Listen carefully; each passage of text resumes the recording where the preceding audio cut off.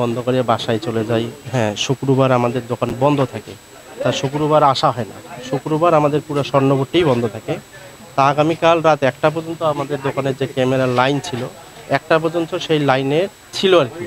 ১টার পর সেই লাইনটা অটো বন্ধ হয়ে যায়। বন্ধ হয়ে সে রাউডার, অনু সব খুলে নিয়ে গেছে। দোকানের শাটার একপাশে তালা ২টা ভেঙে ফেলছে।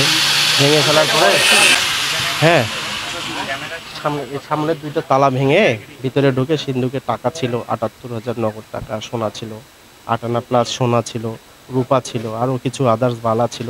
এগুলো আরকি সমস্ত কিছু নিয়ে চলে গেছে। ড্রয়ার ২টা ভেঙে ফেলছে, সিন্দুকটা খুলে ফেলছে। খুলে সবকিছু নিয়ে গেছে। মানে কেমিক্যাল দিয়ে তালাতে অনেক বাড়ি দিছে এবং অনেক মানে চাপ দিছিল। এত জোরে চাপ দিছে যে ওটা অবশ্যই বাইরেগত শোনা উচিত ছিল মানুষের। নাইট গার্ড ছিল, সেই নাইট গার্ড অনেকে শুনতে পারেনি। এটা বলছে সেটা নাইট গার্ড।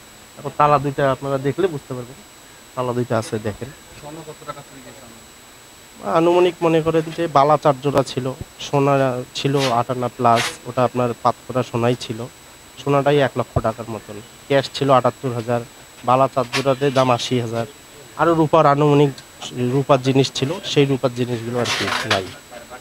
মনে করেন ২-২.৫ লক্ষ টাকা, ২.৫ লক্ষ টাকা প্লাস হবে আরকি। না, এখনো পর্যন্ত পাওয়া হয়নি। পুলিশ প্রশাসন দেখছেন, তারা আসছিল দেখতেছে। আমাকে বলল যে, "দাদা আপনি চিন্তা করেন, আমরা দেখতেছি, আপনার জন্য যত কিছু করা যায় করবো আরকি, করে দেবো।" বাংলাদেশ জুয়েলার্স সমিতি রংপুর জেলার সাধারণ সম্পাদক আমির হোসেন রাজু ভাই।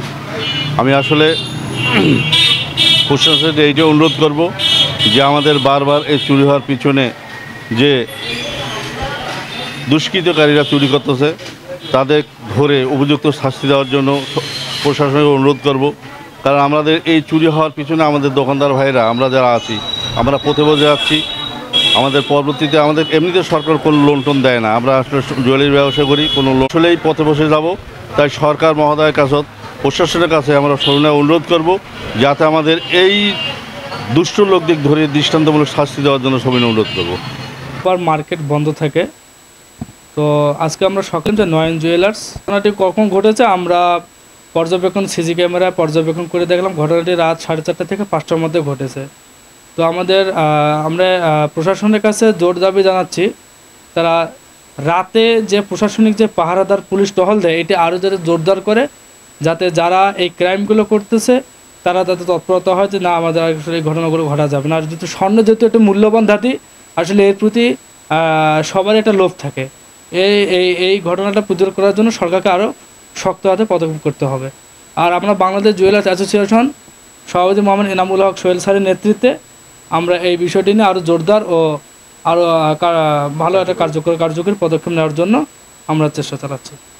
হয়তোবা আমরা অনেক ক্লু পেয়ে গেছি অলরেডি, আমরা ভিডিও ফুটেজে চোরের ফুটেজ আমরা খুব পেয়েছি। ইনশাআল্লাহ আমরা প্রশাসনের সহযোগিতায় চোরকে গ্রেপ্তার করতে সক্ষম হবে ইনশাআল্লাহ, প্রশাসনের সহযোগিতায়।